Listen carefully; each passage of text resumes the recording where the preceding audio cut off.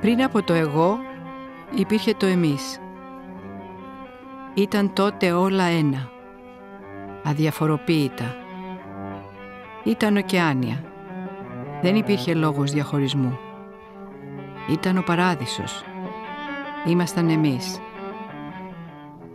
Και μετά η ζωή με τις οδύνες της έσπρωξε έξω από τον παράδεισο το μικρό και ανέτοιμο εγώ. Το χώρισε από το εμείς, το έσπρωξε σε κάτι που το έλεγαν κόσμο, ζωή. Το εγώ, ανίδεο και απροστάτευτο στη Νέα Συνθήκη, δεν είχε άλλο δρόμο παρά υποχρεωτικά να εμπιστευτεί άλλο ένα ανέτοιμο εγώ. Κι άλλα εγώ, μαζί. Όμως τούτη τη φορά δεν υπήρχε ο παράδεισος.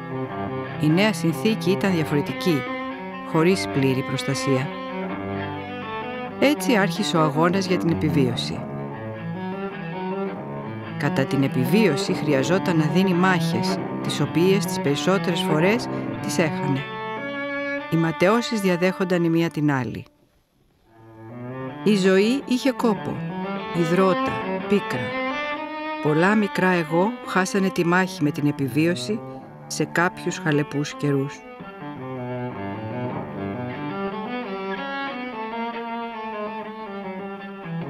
Άλλα πάλι, χάρη σε κάποιους ιδιαίτερα επιτυχημένους χειρισμούς, τα κατάφεραν.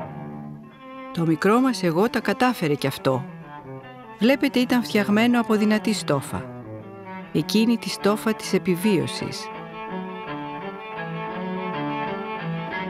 Όμως στον αγώνα για την επιβίωση υποχρεώθηκε να μάθει τι σημαίνει το να είσαι ξεχωριστός, αυτόνομος, αυτάρκης, να στέκεσαι στα δικά σου πόδια.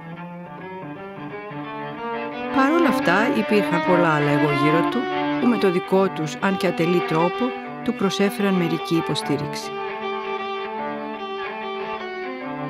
Τα χρόνια και οι καιροί περνούσαν και διάφορα εγώ έβρισκαν τρόπους να ξεχωρίζουν, μα πάντα δίνοντας μάχες φυσικά, ποιο εγώ θα είναι πιο έξυπνο, πιο όμορφο, πιο ξεχωριστό.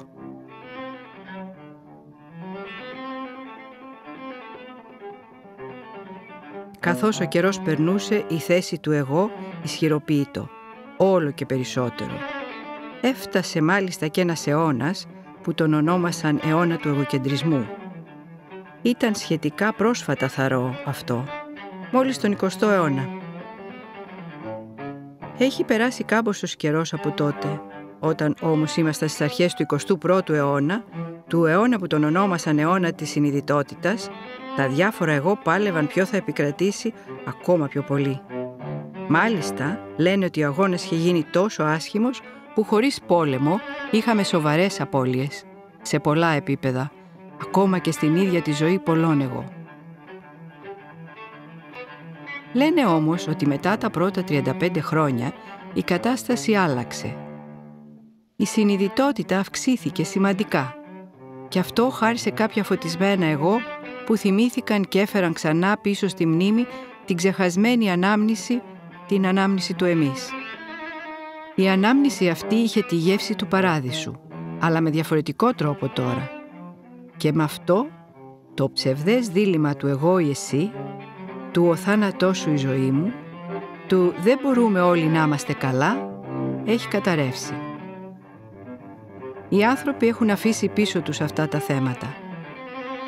Λένε ότι ουσιαστικά λύθηκαν προς το τέλος του 21ου αιώνα και ότι πολλοί από τη βλακεία, το φόβο και τον ανταγωνισμό είναι πια ξεπερασμένα.